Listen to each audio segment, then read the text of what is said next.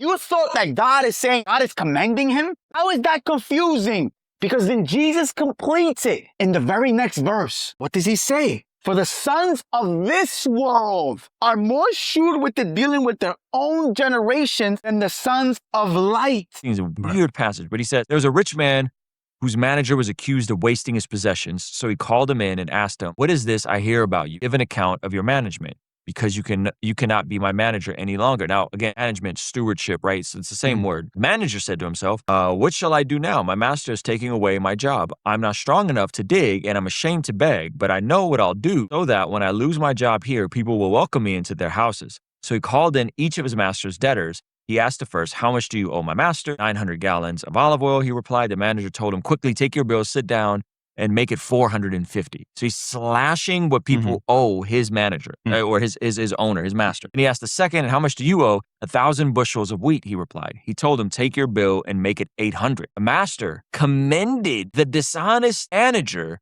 because he acted shrewdly. What? This makes no sense, right? He says makes no sense. He's making it seem like Jesus is affirming what the man did. What does he call the man? First of all, he calls the man, right after this, the dishonest manager or his shrewdness. He was dishonest. What he was trying to tell us, Jesus, was that people of this world will look at evil and commend it and say that it's good. He thought outside the box. But let's go back to the beginning of the passage, Ruslan. Why does this man think of this dishonest plan? Because he didn't want to dig. He didn't want to work. He didn't want to beg. He wanted the easy path in life. He couldn't see himself going from a manager back to a worker. So what did he do? Went and was dishonest. That's not a good thing in the eyes of the Lord, Ruslan. So it's not confusing, Ruslan. You just said before, you are too worldly for Christians and too Christians for the world. That's your problem, Ruslan. You're on a fence, brother, and you don't see it. Your mind